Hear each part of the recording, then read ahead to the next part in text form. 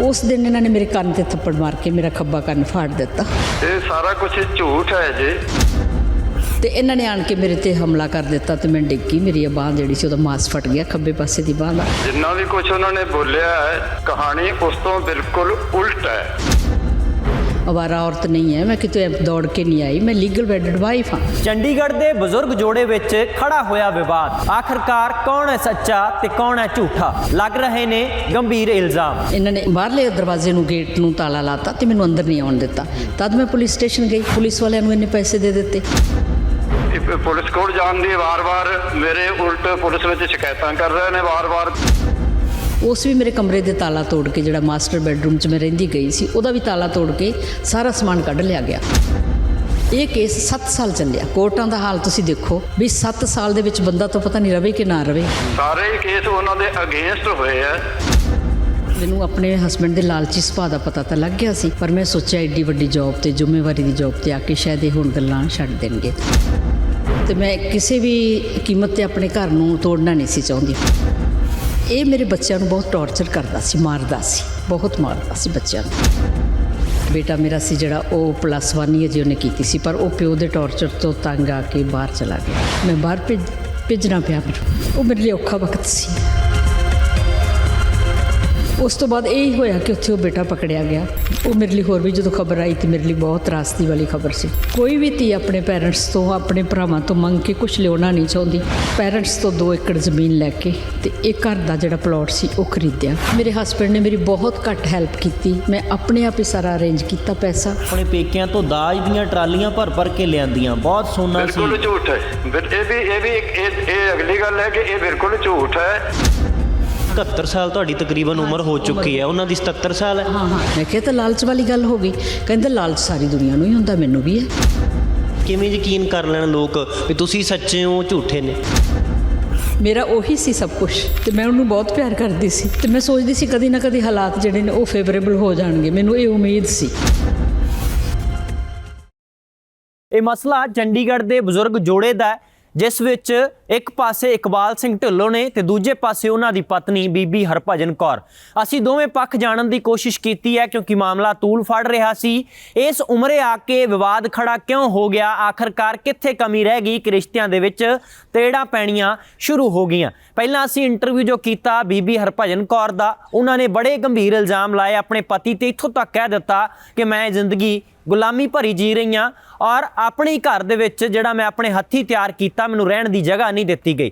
ਪਹਿਲਾਂ ਇੰਟਰਵਿਊ ਬੀਬੀ ਹਰਭਜਨ ਕੌਰ ਦਾ ਸੁਣੋ, ਉਸ ਤੋਂ ਬਾਅਦ ਅਖੀਰ ਦੇ ਵਿੱਚ ਇੰਟਰਵਿਊ ਕੀਤਾ ਇਕਬਾਲ ਸਿੰਘ ਢਿੱਲੋਂ ਨਾਲ, ਉਹ ਵੀ ਸਾਂਝਾ ਕਰਾਂਗੇ ਇਸੇ ਰਿਪੋर्ट ਦੇ ਅੰਦਰ। ਧੱਕਾ ਕਿਵੇਂ ਹੋ ਗਿਆ ਤੇ ਸ਼ੁਰੂਆਤ ਕਦੋਂ ਹੋਈ ਸੀ ਇਸ ਧੱਕੇ ਦੀ? हाँ जी, मैं दसदी हाँ जी। मेरा विआह जी 16 जनवरी 1977 ਨੂੰ ਹੋਇਆ ਸੀ ਪਿੰਡ ਕਬਰਵਾਲਾ ਨੀਅਰ ਮੁਕਤਸਰ ਡਿਸਟ੍ਰਿਕਟ ਵਿੱਚ।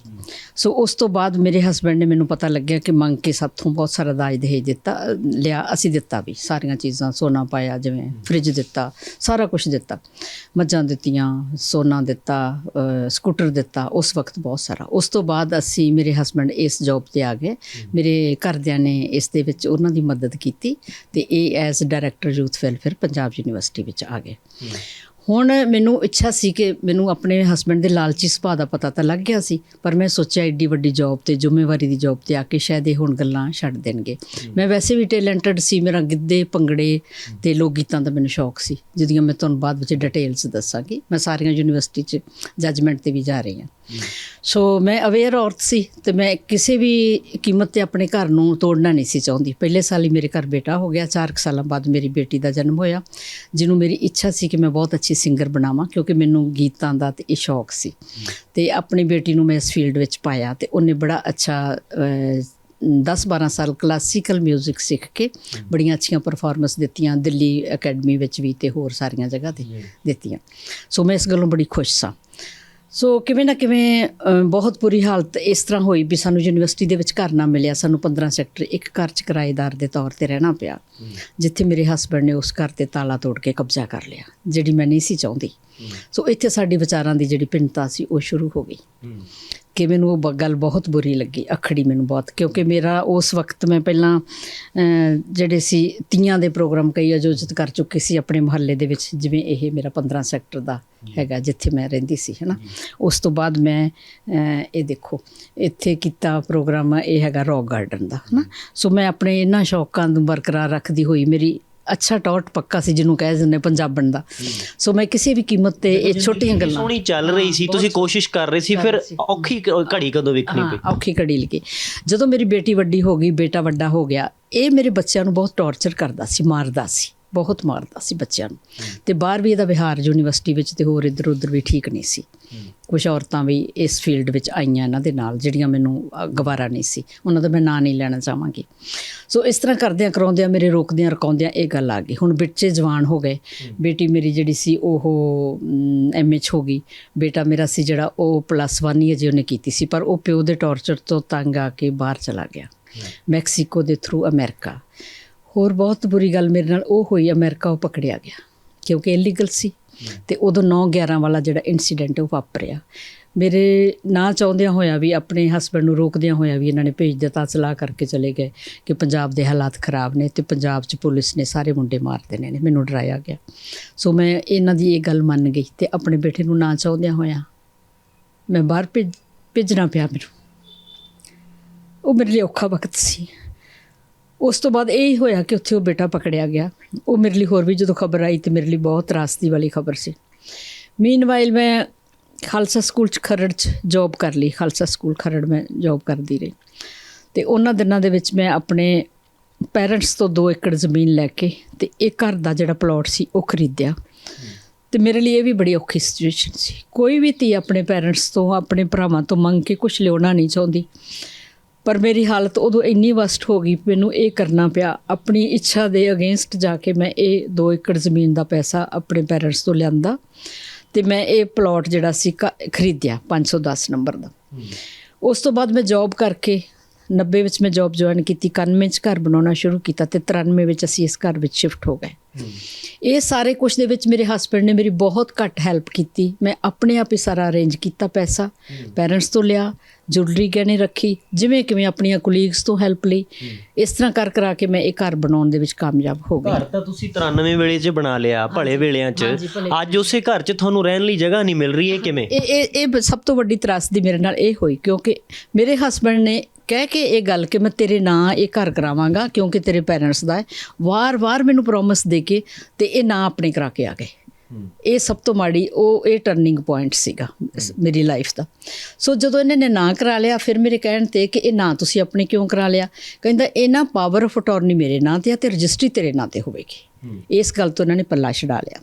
ਮੀਨਵਾਈਲ ਫਿਰ ਮੈਂ ਇਸ ਗੱਲ 'ਚ ਘਰ ਬਣਾ ਲਿਆ ਵੀ ਚਲੋ ਇਦਾਂ ਕਹਿ ਰਹੇ ਨੇ ਤੇ ਇੱਕ ਦੇ ਨਾਂ ਹੀ ਹੁੰਦਾ ਘਰ ਵਿੱਚ ਕੋਈ ਪਲਾਟ ਜਾਂ ਘਰ ਤੇ ਕੋਈ ਗੱਲ ਨਹੀਂ, ਮੇਰੇ ਬੱਚੇ ਨੇ, ਮੈਂ ਕੋਈ ਐਂ ਥੋੜ੍ਹਾ ਅਵਾਰਾ ਔਰਤ ਨਹੀਂ ਹੈ, ਮੈਂ ਕਿਤੇ ਦੌੜ ਕੇ ਨਹੀਂ ਆਈ, ਮੈਂ ਲੀਗਲ ਵੈਡਡ ਵਾਈਫ ਹਾਂ। ਪਰ ਤੁਹਾਨੂੰ ਕੀ ਸ਼ੁਰੂ ਤੋਂ ਕਿਉਂ ਐ ਲੱਗਿਆ ਕਿ ਜੇ ਉਹਨਾਂ ਦੇ ਨਾਮ ਹੋ ਗਿਆ ਮੈਨੂੰ ਥਾਂ ਨਹੀਂ ਮਿਲਣੀ? ਪਹਿਲਾਂ ਤੋਂ ਸ਼ੰਕਾ ਕਿਉਂ ਸੀ ਮਨ 'ਚ ਤੁਹਾਡੇ? ਕਿਉਂਕਿ ਇਹਨਾਂ ਦਾ ਜਿਹੜਾ ਲਾਲਚੀ ਸੁਭਾਅ ਸੀ ਉਹ ਮੈਨੂੰ ਦੱਸਦਾ ਸੀ। ਇਸ ਤੋਂ ਪਹਿਲਾਂ ਹੁਣ ਥੋੜ੍ਹਾ ਜਿਹਾ ਹੋਰ ਵੀ ਪਿੱਛੇ ਜਾਣਾ ਪਏਗਾ। ਮੇਰੀ ਸੱਸੂ ਮਾਂ ਨੇ ਮੈਨੂੰ ਇਹ ਦੱਸਿਆ ਕਿ ਮੇਰੇ ਜਿਹੜਾ ਬੇਟਾ ਆ ਇਹ ਚੰਗਾ ਇਨਸਾਨ ਨਹੀਂ ਤੇ ਵਿਸ਼ਵਾਸ ਨਾ ਕਰੀ, ਪਰ ਇਹ ਕਹਿੰਦੇ ਸੀ ਕਿ ਉਹਨਾਂ ਦਾ ਦਿਮਾਗ ਖਰਾਬ ਹੈ ਤੇ ਇਸ ਕਰਕੇ ਉਹ ਕਹਿ ਰਹੇ ਨੇ। ਤੇ ਤੂੰ ਇਹਨਾਂ ਨੇ ਆਪਣੇ ਨਾਨਕਿਆਂ ਤੋਂ ਵੀ ਜ਼ਮੀਨ ਇਸ ਤਰ੍ਹਾਂ ਹੀ ਲਿਆਂਦੀ ਸੀ ਤੇ ਉਹ ਆਪਣੀ ਮਾਂ ਨੂੰ ਪੈਸੇ ਨਹੀਂ ਦਿੱਤੇ ਸੀ, ਹੈ ਨਾ। ਇਸ ਕਰਕੇ ਮੇਰੇ ਦਿਲ ਦੇ ਵਿੱਚ ਸ਼ੱਕ ਸੀਗਾ। ਤੇ ਤੁਸੀਂ ਇਸ ਅਵਸਥਾ 'ਚ ਆ ਕੇ 71 ਸਾਲ ਤੁਹਾਡੀ ਤਕਰੀਬਨ ਉਮਰ ਹੋ ਚੁੱਕੀ ਹੈ, ਉਹਨਾਂ ਦੀ 77 ਸਾਲ ਹੈ। ਹਾਂ 77। ਤਾਂ ਫਿਰ ਇਸ ਉਮਰ ਵਿੱਚ ਆ ਕੇ ਪਹਿਲਾਂ ਤਾਂ ਮੰਨਿਆ ਕਿ ਵਿਆਹ ਹੁੰਦਾ 2-4 ਸਾਲ ਬਾਅਦ ਤੋੜ ਵਿਛੋੜਾ ਹੋ ਜਾਂਦਾ, ਕੋਈ ਨਾ ਕੋਈ ਘਰੇਲੂ ਕਲੇਸ਼ ਪੈ ਜਾਂਦਾ। ਇੱਥੇ ਆ ਕੇ ਪਹੁੰਚਦਿਆਂ ਕਿਵੇਂ ਤੁਹਾਨੂੰ ਦਰਕਨਾਰ ਕੀਤਾ ਜਾ ਰਿਹਾ? ਹਾਂਜੀ, ਇਹ ਇਸ ਤਰ੍ਹਾਂ ਹੋਇਆ ਵੀ ਪਹਿਲਾਂ ਮੈਨੂੰ ਇਹ ਸ਼ੰਕਾ ਨਹੀਂ ਸੀ ਕਿ ਇਸ ਤਰ੍ਹਾਂ ਹੋਏਗਾ ਕਿਉਂਕਿ ਬਾਹਰ ਜਿਹੜੀ ਸਾਡੀ ਲਾਈਫ ਵਿਖਾਵੇ ਦੀ ਸੀ ਨਾ ਉਹ ਬਹੁਤ ਹੀ ਵਧੀਆ ਸੀ। ਸਾਡੇ ਤੇ ਲੋਕ ਕਦੇ ਅੱਛੇ ਕਮੈਂਟ ਦਿੰਦੇ ਸੀ, ਜੋੜੀਆਂ ਜਗ ਥੋੜੀਆਂ ਨਰੜ ਬਥੇਰੇ, ਤੇ ਅਸੀਂ ਬੜੇ ਖੁਸ਼ ਸਾਂ ਵੀ ਚਲੋ ਮੈਂ ਖੁਸ਼ ਸਾਂ। ਤੇ ਮੈਨੂੰ ਇਹ ਜੋ ਕੁਛ ਬੱਚੇ ਅੰਦਰ ਕਰ ਰਹੇ ਸੀ ਇਹਨਾਂ ਦੇ ਅੰਦਰ ਖਾਤੇ ਸੀ। ਜਿਵੇਂ ਕਹਿੰਦੇ ਸੀ ਮੈਂ ਬੱਚਿਆਂ ਨੂੰ ਕੁਛ ਦੇਣ ਲੈਣ ਨਹੀਂ ਕਰਨਾ, ਵਿਆਹ ਨਹੀਂ ਕਰਨਾ, ਨਾ ਦਾਜ ਦੇਣਾ ਤੇ ਨਾ ਲੈਣਾ। ਪਰ ਇੱਕ ਏਡੀ ਵੱਡੀ ਗੱਲ ਸੀ ਬਿਲਕੁਲ ਹੀ ਅਪੋਜ਼ਿਟ ਕਿ ਨਾ ਦਾਜ ਦੇਣਾ ਤੇ ਨਾ ਲੈਣਾ, ਕਿਉਂਕਿ ਆਪ ਤਾਂ ਸਭ ਕੁਛ ਲਿਆ ਸੀ ਤੇ ਜ਼ਮੀਨ ਦਾ ਹਿੱਸਾ ਵੀ ਲਿਆ ਸੀ, ਹੈ ਨਾ। ਫਿਰ ਜਦੋਂ ਬੱਚਿਆਂ ਦੀ ਵਾਰੀ ਆਈ, ਬੱਚੇ ਜਵਾਨ ਹੋ ਗਏ, ਫਿਰ ਕਹਿੰਦੇ ਨੇ ਮੈਂ ਤਾਂ ਵਿਆਹ ਨਹੀਂ ਕਰਨਾ, ਹੈ ਨਾ। ਲੜਕੀ ਵਿਆਹ ਨਾ ਕਰੇ ਕਿਉਂਕਿ ਲਤਾ ਮੰਗੇਸ਼ਕਰ ਨੇ ਕਿਤੇ ਵਿਆਹ ਕਰਾਇਆ ਹੋਇਆ ਸੀ, ਹੈਂ, ਤੇ ਇਹ ਗਾਣੇ ਗਾਵੇ, ਗੀਤ ਗਾਵੇ ਤੇ ਪੈਸਾ ਕਮਾ ਕੇ ਲਿਆਵੇ। ਮੈਂ ਕਿਹਾ ਤਾਂ ਲਾਲਚ ਵਾਲੀ ਗੱਲ ਹੋ ਗਈ। ਕਹਿੰਦਾ ਲਾਲਚ ਸਾਰੀ ਦੁਨੀਆ ਨੂੰ ਹੀ ਹੁੰਦਾ, ਮੈਨੂੰ ਵੀ ਹੈ। ਸੋ ਇਸ ਤਰ੍ਹਾਂ ਕਰਕੇ ਫਿਰ ਇਹਨਾਂ ਦਾ ਬੱਚਿਆਂ ਦੇ ਨਾਲ ਡਿਸਪਿਊਟ ਸ਼ੁਰੂ ਹੋ ਤੁਹਾਡੀਆਂ ਗਿਆ। ਇਹ ਸਾਰੀਆਂ ਗੱਲਾਂ ਜਿਹੜੀਆਂ ਤੁਸੀਂ ਉਹ ਆਪਣੇ ਪਤੀ ਦੇ ਖਿਲਾਫ ਬੋਲ ਰਹੇ ਹੋ ਇਸ ਉਮਰ 'ਚ ਆ ਕੇ, ਕਿਵੇਂ ਯਕੀਨ ਕਰ ਲੈਣ ਲੋਕ ਵੀ ਤੁਸੀਂ ਸੱਚੇ ਹੋ ਝੂਠੇ ਨੇ? ਹਾਂਜੀ ਹਾਂਜੀ, ਇਹ ਬਿਲਕੁਲ ਕਿਉਂਕਿ ਮੈਂ ਇੱਕ ਗੱਲ ਕਹਿੰਦੀ ਸੀ, ਮੇਰੇ ਹਸਬੰਡ ਵੀ ਇਹ ਕਹਿੰਦੇ ਸੀ ਵੀ ਲੋਕ ਤੇਰੇ ਤੇ ਵਿਸ਼ਵਾਸ ਕਰਦੇ ਨੇ ਕਿ ਤੂੰ ਸੱਚ ਬੋਲਦੀ ਹੈ ਤੇ ਮੇਰੇ ਤੇ ਵਿਸ਼ਵਾਸ ਨਹੀਂ ਕਰਦੇ, ਇਹ ਕੀ ਗੱਲ ਹੈ? ਫਿਰ ਮੈਂ ਉਹਨਾਂ ਨੂੰ ਦੱਸਿਆ ਕਿ ਮੈਂ ਪਿੰਡ ਤੋਂ ਜ਼ਮੀਨ ਵੇਚ ਕੇ 95,000 ਰੁਪਏ ਲਿਆਂਦਾ ਹੈ ਨਾ। ਜੇ ਮੈਂ 95,000 50 ਪੈਸੇ ਕਵਾਂਗੀ ਤੇ ਫਿਰ ਅਗਲੇ ਨੂੰ ਵੀ ਪਤਾ ਵੀ ਮੈਂ 50 ਪੈਸੇ ਦਾ ਝੂਠ ਬੋਲ ਰਹੀ ਹਾਂ, ਤੇ ਜਦ ਮੈਂ 95,000 ਹੀ ਕਵਾਂਗੀ ਤੇ ਫਿਰ ਝੂਠ ਨਹੀਂ ਨਾ। ਫਿਰ ਫਿਰ ਉਹਨਾਂ ਦਿਨਾਂ ਦੇ ਵਿੱਚ ਕੋਈ ਪੈਸਾ, ਕੋਈ ਤੇਰੇ ਕੋਲ ਅਮਾਊਂਟ ਸੀ ਜਾਂ ਤੇਰੇ ਘਰਦਿਆਂ ਨੇ ਤੈਨੂੰ ਕੁਝ ਦਿੱਤਾ? ਮੇਰੇ ਘਰਦਿਆਂ ਨੇ ਮੈਨੂੰ ਦਿੱਤਾ, ਉਹਦਾ ਅਮਾਊਂਟ ਹੈ, ਉਹਦੀ ਰਿਕਾਰਡ ਹੈ, ਤੇ ਤੇਰੇ ਘਰਦਿਆਂ ਨੇ ਤਾਂ ਤੈਨੂੰ ਕੁਝ ਨਹੀਂ ਦਿੱਤਾ। ਹਾਲਾਂਕਿ ਸਾਰੀ ਤਰਾਸਦੀ, ਸਾਰੇ ਘਟਨਾਕ੍ਰਮ ਜਿਹੜੇ ਤੁਸੀਂ ਸਾਨੂੰ ਇਸ ਵੇਲੇ ਕੈਮਰੇ ਤੇ ਦੱਸ ਰਹੇ ਹੋ ਕਿ ਇਹ ਪੁਲਿਸ ਨੂੰ ਕਦੇ ਨਹੀਂ ਦੱਸਿਆ, ਔਰ ਪੁਲਿਸ ਨੇ ਜੇ ਦੱਸਿਆ ਤਾਂ ਫਿਰ ਕੀਤਾ ਕੀ ਹੈ? ਹਾਂ, ਨਹੀਂ ਦੱਸਿਆ ਮੈਂ ਵਾਰੀ, ਜਦੋਂ ਵੀ ਮੇਰੇ ਤੇ ਮੁਸ਼ਕਲ ਆਈ ਮੈਂ ਦੱਸਿਆ। ਜਦੋਂ ਮੇਰੀ ਬੇਟੀ ਸ਼ਾਦੀ ਕਰਾ ਕੇ ਚਲੀ ਗਈ, ਫਿਰ ਮੈਂ ਆਪਣਾ ਜਿਹੜਾ ਸਰਕਲ ਸੀ ਸਾਡਾ, ਜਿਹੜਾ ਬੜਾ ਹਾਈਲੀ ਐਜੂਕੇਟਡ ਸਰਕਲ ਸੀ, ਸਾਡੇ ਫਰੈਂਡਸ ਸੀ, ਉਹਨਾਂ ਨੂੰ ਦੱਸਿਆ ਕਿ ਇਹਨੂੰ ਸਮਝਾਓ, ਕੋਈ ਗੱਲ ਨਹੀਂ, ਪਿਕਚਰਾਂ ਵਿੱਚ ਵੀ ਵਿਆਹ ਹੁੰਦੇ ਨੇ, ਉੱਥੇ ਆਪਾਂ ਹੀਰੋ ਤੇ ਹੀਰੋਇਨ ਦੀ ਫੇਵਰ ਕਰਦੇ ਹਾਂ, ਫੇਵਰ ਵਿੱਚ ਜਾਂਦੇ ਹਾਂ, ਕਹਾਣੀ ਹੈ ਉਹਦੇ 'ਚ ਫੇਵਰ 'ਚ ਜਾਂਦੇ ਹਾਂ, ਤੇ ਸਾਡੀ ਬੇਟੀ ਹੈ, ਜੇ ਉਹਨੇ ਫੈਸਲਾ ਲੈ ਲਿਆ ਤੇ ਸਾਨੂੰ ਇਹਨੂੰ ਆਨਰ ਕਰਨਾ ਚਾਹੀਦਾ। ਕਹਿੰਦਾ ਨਹੀਂ, ਬਿਲਕੁਲ ਨਹੀਂ। ਫਿਰ ਕਿਸੇ ਨੇ ਕਿਹਾ ਵੀ ਇਹ ਮਿਲਣੇ ਮੈਨੂੰ ਬੱਚੇ ਮੇਰੇ ਘਰ ਨਾ ਆਉਣ, ਬੱਚੇ ਨਾ ਆਉਣ ਹੁਣ ਘਰ ਦੇ। ਮੇਰੇ ਨਾਲ ਕੋਈ ਨਹੀਂ ਸੀ ਡਿਸਪਿਊਟ, ਮੇਰੇ ਨਾਲ ਠੀਕ ਸਨ, ਬੱਚੇ ਘਰ ਨਾ ਆਉਣ। ਮੈਂ ਕਿਹਾ ਬੱਚੇ ਕਿਉਂ ਨਾ ਆਉਣ, ਫਿਰ ਤਾਂ ਮਾਂ ਦੀ ਕੋਖੀ ਖਾਲੀ ਹੋ ਜਾਏਗੀ। ਜਿਵੇਂ ਮੈਂ ਤੁਹਾਨੂੰ ਦੱਸਿਆ ਕਿ ਮੇਰਾ ਬੇਟਾ ਇੰਨੇ ਸਾਲ ਪਹਿਲਾਂ ਮੈਕਸੀਕੋ ਦੇ ਰਾਹੀਂ ਅਮਰੀਕਾ ਚਲਾ ਗਿਆ, ਉਹ ਮੇਰੇ ਲਈ ਬਹੁਤ ਵੱਡੀ ਤਰਾਸਦੀ ਸੀ, ਉਹ ਸਹਿਣਾ ਮੇਰੇ ਲਈ ਬਹੁਤ ਔਖਾ ਸੀ, ਅਸਹਿ ਸੀ। ਮਾਂ ਤੋਂ ਵਿਛੋੜਾ ਇਸ ਤਰ੍ਹਾਂ ਐਡੇ ਛੋਟੇ ਬੱਚੇ ਦਾ, ਜਦ ਤੇ ਉਹ ਜ਼ਿੰਮੇਵਾਰ ਹੋਵੇ, ਡਾਕਟਰ ਬਣੇ, ਇੰਜੀਨੀਅਰ ਬਣੇ, ਇਹ ਸਾਰੀਆਂ ਗੱਲਾਂ ਮੈਂ ਕੀਤੀਆਂ, ਪਰ ਉਹਨਾਂ ਨੇ ਮੇਰੀ ਕੋਈ ਗੱਲ ਨਹੀਂ ਮੰਨੀ। ਮੈਂ ਆਪਣੇ ਫੈਮਿਲੀ ਫਰੈਂਡਸ ਦੇ ਵਿੱਚ ਵੀ ਇਹ ਗੱਲਾਂ ਉਠਾਈਆਂ, ਪਰ ਇਹਨੇ ਕਿਸੇ ਦੀ ਗੱਲ ਨਹੀਂ ਮੰਨੀ। ਕਹਿੰਦੇ ਉੱਥੇ ਗੰਢੇ ਕੱਟੇਗਾ ਤੇਰਾ ਬੇਟਾ, ਤੂੰ ਡਾਇਰੈਕਟਰ ਹੈ, ਕਿਉਂ? ਸੋ ਇਹਨੇ ਕੋਈ ਗੱਲ ਨਹੀਂ ਸੀ ਮੰਨੀ। ਹੁਣ ਬੇਟੀ ਦੀ ਜਦੋਂ ਮੈਰਿਜ ਦੀ ਗੱਲ ਆਈ, ਫਿਰ ਵੀ ਇਹਨਾਂ ਨੇ ਮੇਰੀ ਗੱਲ ਕੋਈ ਨਹੀਂ ਮੰਨੀ, ਤੇ ਉਸ ਦੇ ਥਰੂ ਬੇਟੀ ਨੇ ਜਿਹੜੀ ਸੀ ਕੋਰਟ ਮੈਰਿਜ ਕਰ ਲਈ, ਤੇ ਬੇਟੀ ਕੋਰਟ ਮੈਰਿਜ ਕਰਕੇ ਆਪਣੇ ਘਰ ਚਲੀ ਗਈ। ਫਿਰ ਉਹਨੇ ਸਾਨੂੰ ਫੋਨ ਕੀਤਾ ਵੀ ਤੁਸੀਂ ਕੋਈ ਹੁਣ ਸਮਾਜਿਕ ਆਪਣਾ ਕਰਨਾ ਚਾਹੁੰਦੇ ਹੋ ਤੇ ਕਰ ਲਓ, ਮੈਂ ਇੱਦਾਂ ਕਰ ਲਿਆ। ਪਰ ਮੇਰੇ ਹਸਬੈਂਡ ਉਹ ਵੀ ਗੱਲ ਨਹੀਂ ਮੰਨੇ। ਉਸ ਦਿਨ ਇਹਨਾਂ ਨੇ ਮੇਰੇ ਕੰਨ ਤੇ ਥੱਪੜ ਮਾਰ ਕੇ ਮੇਰਾ ਖੱਬਾ ਕੰਨ ਫਾੜ ਦਿੱਤਾ। ਉਸ ਦਿਨ ਮੇਰਾ ਬੇਟਾ ਘਰ ਹੀ ਸੀ, ਪਿਛਲੇ ਪਾਸੇ ਉਹ ਦੌੜ ਕੇ ਆਇਆ, ਉਹਨੇ ਬਹੁਤ ਕੋਸ਼ਿਸ਼ ਕੀਤੀ ਕਿ ਮਾਮਾ ਹੁਣ ਤੁਸੀਂ ਪੁਲਿਸ ਸਟੇਸ਼ਨ ਜਾਓ। ਤੇ ਹੁਣ ਜੇ ਮੈਂ ਉਸ ਵਕਤ ਪੁਲਿਸ ਸਟੇਸ਼ਨ ਜਾਂਦੀ ਸੀ, ਉਦੋਂ ਅਸੀਂ ਯੂਨੀਵਰਸਿਟੀ ਵਿੱਚ ਹੀ ਸੀ, G11 ਵਿੱਚ ਅਸੀਂ ਰਹਿ ਰਹੇ ਸੀ। ਫਿਰ ਮੇਰੇ ਹਸਬੈਂਡ ਦੀ ਨੌਕਰੀ ਵੀ ਜਾਂਦੀ ਸੀ ਤੇ ਸਰਵਿਸ ਬੈਨੀਫਿਟਸ ਵੀ ਖਤਮ ਹੋਣੇ ਸੀ ਸਾਰੇ। ਮੈਂ ਫਿਰ ਇੱਥੇ ਬੇਟੇ ਇਹ ਗੱਲ ਸੋਚ ਗਈ, ਮੈਂ ਫਿਰ ਕਮਜ਼ੋਰ ਹੋ ਰਿਹਾ, ਫਿਰ ਵੀ ਤੁਸੀਂ ਆਪਣੇ ਪਤੀ ਦੇ ਫੇਵਰ 'ਚ ਕਿਉਂ ਸੀ? ਹਾਂ, ਫਿਰ ਮੈਂ ਕਮਜ਼ੋਰ ਹੋ ਗਈ, ਫਿਰ ਇੱਥੇ ਮੈਂ ਕਮਜ਼ੋਰ ਹੋ ਗਈ। ਮੈਂ ਉਹਨੂੰ ਬਹੁਤ ਪਿਆਰ ਕਰਦੀ ਸੀ, ਮੇਰਾ ਉਹੀ ਸੀ ਸਭ ਕੁਝ, ਤੇ ਮੈਂ ਉਹਨੂੰ ਬਹੁਤ ਪਿਆਰ ਕਰਦੀ ਸੀ। ਤੇ ਮੈਂ ਸੋਚਦੀ ਸੀ ਕਦੀ ਨਾ ਕਦੀ ਹਾਲਾਤ ਜਿਹੜੇ ਨੇ ਉਹ ਫੇਵਰੇਬਲ ਹੋ ਜਾਣਗੇ, ਮੈਨੂੰ ਇਹ ਉਮੀਦ ਸੀ। ਬੱਚੇ ਵੱਡੇ ਹੋਣਗੇ ਤਦ ਹੋ ਜਾਣਗੇ, ਕੁੜਮਾਚਾਰੀ ਹੋਏਗੀ ਤਦ ਹੋ ਜਾਣਗੇ। ਰਿਸ਼ਤਿਆਂ 'ਚ ਕਿਸੇ ਦੀ ਪਰਵਾਹ ਨਹੀਂ ਸੀ ਕਰਦੇ, ਈਵਨ ਆਪਣੇ ਘਰਦਿਆਂ ਦੀ ਤਾਂ ਬਿਲਕੁਲ ਹੀ, ਸਭ ਦੇ ਨਾਲ ਲੜਾਈ ਝਗੜਾ ਸੀ। ਈਵਨ ਆਪਣੇ ਵੱਡੇ ਭਰਾ ਨਾਲ 7 ਸਾਲ ਮੁਕੱਦਮਾ ਲੜਿਆ, ਤੇ ਉਹਦੇ 2 ਕਮਰੇ ਸੀ ਜਿਹੜੇ, ਉਹ ਉੱਥੇ ਵੀ ਤਾਲਾ ਤੋੜਿਆ ਸੀ, ਤਾਲਾ ਤੋੜ ਕੇ ਕਬਜ਼ਾ ਕਰ ਲਿਆ, ਤੇ ਉਹਦੇ ਭਰਾ ਨੇ ਫਿਰ ਤਾਲਾ ਤੋੜ ਕੇ ਕਬਜ਼ਾ ਕਰ ਲਿਆ। ਉਹ ਮੁਕੱਦਮਾ 7 ਸਾਲ ਚੱਲਿਆ, ਜਿਹਦੇ ਵਿੱਚ ਸਾਡੀ ਸਾਰੀ ਹੀ ਇਨਕਮ ਲੱਗ ਗਈ, ਕਿਉਂਕਿ ਉਹਦੇ ਨਾਲ ਅਸੀਂ ਬੱਚਿਆਂ ਦੇ ਵਿਆਹ ਕਰਨੇ ਸੀ, ਉਦੋਂ ਉਹ ਵਿਆਹ ਕਰਨ ਦਾ ਸਮਾਂ ਸੀ। ਸੋ ਸਾਡੀ ਇਹ ਉਸ ਵਕਤ ਸਾਡੀ ਸਾਰੀ ਫੈਮਿਲੀ ਜਿਹੜੀ ਤੋੜ ਫੋੜ ਜਿਹੜੀ ਸੀ ਉਹ ਸਾਰੇ ਲੰਮੇ ਸਮੇਂ ਤੋਂ ਤਸ਼ੱਦਦ ਸਹਿ ਰਹੇ ਸੀ। ਜਦੋਂ ਪੁਲਿਸ ਕੋਲ ਗਏ ਤਾਂ ਪੁਲਿਸ ਨੇ ਕੀ ਕਿਹਾ? ਹਾਂਜੀ, ਪੁਲਿਸ ਨੇ ਕੁਝ ਨਹੀਂ ਕੀਤਾ ਜੀ। ਪੁਲਿਸ ਕਹਿੰਦੀ ਉਹਦੇ ਨਾਂ ਆ ਘਰ, ਤੇ ਉਹ ਹਾਂ। ਫਿਰ ਮੈਂ ਅਮਰੀਕਾ ਤੋਂ ਜਦੋਂ ਵਾਪਸ ਆਈ, ਆਪਣੇ ਬੱਚਿਆਂ ਕੋਲ ਅਮਰੀਕਾ ਚਲੀ ਗਈ। ਇੱਥੇ ਵੀ ਜਿਹੜੀ ਮੈਂ job Khalsa school Kharar job ਕੀਤੀ ਸੀ, ਉਹ ਮੈਂ 2 ਸਾਲ ਪਹਿਲਾਂ ਛੱਡ ਦਿੱਤੀ, ਕਿਉਂਕਿ ਮੇਰੇ ਬੱਚਿਆਂ ਨੂੰ ਅਮਰੀਕਾ ਮੇਰੀ ਲੋੜ ਸੀ। ਤੇ ਦੂਸਰੀ ਗੱਲ, ਮੇਰੇ ਹਸਬੈਂਡ ਜਦੋਂ ਮੈਂ ਸਕੂਲ ਤੋਂ ਆਉਂਦੀ ਸੀ, ਸਾਰੇ ਦਰਵਾਜ਼ੇ ਅੰਦਰੋਂ ਬੰਦ ਕਰਕੇ ਤੇ ਇੱਕ ਦਰਵਾਜ਼ੇ ਨੂੰ ਬਾਹਰ ਤਾਲਾ ਲਾ ਕੇ ਘਰੋਂ ਚਲੇ ਜਾਂਦੇ ਸੀ, ਤੇ ਮੈਂ ਬਾਹਰ ਬੂਹੇ ਅੱਗੇ ਬੈਠੀ ਰਹਿੰਦੀ ਸੀ। ਫਿਰ ਮੈਂ ਪੁਲਿਸ ਬੁਲਾਉਂਦੀ ਸੀ। ਉਹ ਵਕਤ ਬਹੁਤ ਔਖਾ ਸੀ ਜਦੋਂ ਮੈਂ ਬੱਚਿਆਂ ਨੂੰ ਦੱਸਦੀ ਸੀ, ਬਾਹਰ ਬੈਠੇ ਬੱਚਿਆਂ ਨੂੰ, ਤਾਂ ਬਹੁਤ ਮਾਂ ਦਾ ਤੁਹਾਨੂੰ ਪਤਾ ਹੀ ਹੈ ਕੀ ਹਾਲ ਹੁੰਦਾ, ਤੇ ਨਾਲੇ ਆਪਣੇ ਪਿਓ ਦਾ ਪਤਾ ਸੀ ਬੜਾ ਉਹਦਾ ਅਗਰੈਸਿਵ ਬਿਹੇਵੀਅਰ ਹੈ। ਸੋ ਉਹਨਾਂ ਨੇ ਮੈਨੂੰ ਕਿਹਾ, ਮਾਮਾ ਤੁਸੀਂ ਇੱਕ ਵਾਰ ਸਾਡੇ ਕੋਲ ਆ ਜਾਓ, ਸਾਨੂੰ ਤੁਹਾਡੀ ਬਹੁਤ ਲੋੜ ਹੈ। ਪਾਪਾ ਕੁਛ ਚਿਰ ਇਕੱਲੇ ਰਹਿਣਗੇ, ਲੋਨਲੀ ਫੀਲ ਕਰਨਗੇ, ਸ਼ਾਇਦ ਠੀਕ ਹੋ ਜਾਣ, ਹੈ ਨਾ, ਕੋਈ ਮੋੜ ਆ ਜਾਵੇਗਾ, ਤੇ ਤੁਸੀਂ ਆ ਜਾਓ, ਕੁਛ ਨਹੀਂ, ਨੌਕਰੀ ਛੱਡ ਦਿਓ, ਇਹ ਤਾਂ ਸਾਡੀ ਨੌਕਰੀ, ਤੁਹਾਡੀ ਕੋਈ ਬਹੁਤੀ ਗੱਲ ਨਹੀਂ ਹੈਗੀ। ਫਿਰ ਮੈਂ ਨੌਕਰੀ ਛੱਡ ਕੇ ਬੱਚਿਆਂ ਕੋਲ ਚਲੀ ਗਈ। ਉੱਥੇ ਮੈਂ ਬੱਚਿਆਂ ਦੇ ਬੱਚੇ ਪਾਲੇ, ਉਹਨਾਂ ਨੂੰ ਘਰ ਰੱਖਿਆ। ਮੇਰੇ ਬੱਚਿਆਂ ਨੇ ਪੜ੍ਹਾਈ ਫਿਨਿਸ਼ ਕੀਤੀ, ਗਵਰਨਮੈਂਟ ਤੋਂ ਉਹਨਾਂ ਨੇ ਲੋਨ ਲੈ ਕੇ ਪੜ੍ਹਾਈ ਫਿਨਿਸ਼ ਕੀਤੀ। ਅਗਰ ਉੱਥੇ ਕੰਮ ਨਹੀਂ ਕਰਦੇ ਤੇ ਤੁਸੀਂ ਇੱਕ ਦਿਨ ਵੀ ਰੋਟੀ ਨਹੀਂ ਖਾ ਸਕਦੇ, ਉਹਨਾਂ ਦੇਸ਼ਾਂ ਦਾ ਇਹ ਵਤੀਰਾ ਹੈ। ਜਦੋਂ ਤੁਹਾਡੀਆਂ ਸਾਰੀਆਂ ਪਰਿਵਾਰਕ ਕੋਸ਼ਿਸ਼ਾਂ ਫੇਲ ਹੋ ਰਹੀਆਂ ਸੀ, ਜਦੋਂ ਪੁਲਿਸ ਕੋਲ ਵੀ ਗਏ, ਉਹ ਕਹਿੰਦੇ ਅਸੀਂ ਕਾਰਵਾਈ ਕਰ ਰਹੇ ਹਾਂ। ਹੁਣ ਵੀ ਸਰੰਗਪੁਰ ਥਾਣੇ ਦੇ ਵਿੱਚ ਜਿਹੜੇ SHO ਨੇ, ਉਹ ਖਬਰਾਂ ਇਹ ਛਪੀਆਂ ਨੇ ਕਿ ਉਹ ਕਹਿੰਦੇ ਨੇ ਕਿ ਸਾਡੇ ਕੋਲ ਸ਼ਿਕਾਇਤ ਜ਼ਰੂਰ ਆਈ ਹੈ ਬੀਬੀ ਜੀ ਦੀ, ਔਰ ਅਸੀਂ ਇਸ ਦੇ ਉੱਤੇ ਲੱਗੇ ਹੋਏ ਹਾਂ ਕਾਰਵਾਈ ਕਰਨ ਦੇ ਲਈ। ਹਾਂਜੀ ਹਾਂਜੀ, ਪਰ ਨਹੀਂ, ਕੋਈ ਕਾਰਵਾਈ ਨਹੀਂ ਹੋਈ, ਕਿਉਂਕਿ ਮੈਂ ਜਿੰਨੀ ਵਾਰ ਮੈਂ ਦੱਸਿਆ ਅਮਰੀਕਾ ਤੋਂ ਜਦੋਂ ਮੈਂ ਆਈ ਸੀ, ਇਹਨਾਂ ਨੇ ਇੱਕ ਬਾਹਰਲੇ ਦਰਵਾਜ਼ੇ ਨੂੰ, ਗੇਟ ਨੂੰ ਤਾਲਾ ਲਾਤਾ ਤੇ ਮੈਨੂੰ ਅੰਦਰ ਨਹੀਂ ਆਉਣ ਦਿੱਤਾ। ਤਦ ਮੈਂ ਪੁਲਿਸ ਸਟੇਸ਼ਨ ਗਈ। ਹਾਂ, ਉਸ ਵਕਤ ਮੇਰੀ ਹੈਲਪ SDM ਸ਼ੇਰਗਿੱਲ ਜੀ ਸੀ, ਮਾਨਯੋਗ ਸ਼ੇਰਗਿੱਲ ਜੀ, ਉਹਨਾਂ ਨੇ ਕੀਤੀ ਤੇ ਮੈਨੂੰ ਆਹ ਛੋਟਾ ਜਿਹਾ ਜਿਹੜਾ ਕਮਰਾ ਤੁਸੀਂ ਵੇਖ ਰਹੇ ਹੋ ਇਹ ਦਿੱਤਾ। ਔਰ ਕਿਉਂਕਿ ਮੈਂ ਫਿਰ ਬਾਹਰ ਸੜਕ ਤੇ ਕਿੱਦਾਂ ਰਹਿੰਦੀ, ਤੇ ਫਿਰ ਉਸ ਵਕਤ ਮੇਰੀ ਇੰਨੀ ਕੁ ਹੈਲਪ ਮੇਰੀ ਜ਼ਰੂਰ ਹੋਈ। ਉੱਚ ਅਧਿਕਾਰੀਆਂ ਤੱਕ ਪਹੁੰਚ ਕੀਤੀ ਉਸ ਤੋਂ ਬਾਅਦ? ਹਾਂਜੀ ਹਾਂਜੀ, ਉਸ ਫਿਰ ਮੈਂ ਉਹਨਾਂ ਕੋਲ ਫਿਰ ਗਈ ਲਿਸਟ ਲੈ ਕੇ ਕਿ ਮੇਰਾ ਸਾਰਾ ਸਮਾਨ ਜਿਹੜਾ ਹੈ ਉਹ ਦਵਾਇਆ ਜਾਵੇ। ਮੈਂ ਸਰਦੀ ਦਾ ਰੁੱਤ ਹੈ, ਮੈਂ ਕਿੱਥੋਂ ਕੱਪੜੇ, ਮੇਰੇ ਸਾਰਾ ਲੀੜਾ ਕੱਪੜਾ ਸਾਰਾ ਹੀ ਉੱਥੇ ਸੀ। ਉਸ ਵੀ ਮੇਰੇ ਕਮਰੇ ਦੇ ਤਾਲਾ ਤੋੜ ਕੇ, ਜਿਹੜਾ ਮਾਸਟਰ ਬੈਡਰੂਮ 'ਚ ਮੈਂ ਰਹਿੰਦੀ ਗਈ ਸੀ, ਉਹਦਾ ਵੀ ਤਾਲਾ ਤੋੜ ਕੇ ਸਾਰਾ ਸਮਾਨ ਕੱਢ ਲਿਆ ਗਿਆ ਤੇ ਖੁਰਦ-ਬੁਰਦ ਕਰ ਦਿੱਤਾ ਗਿਆ।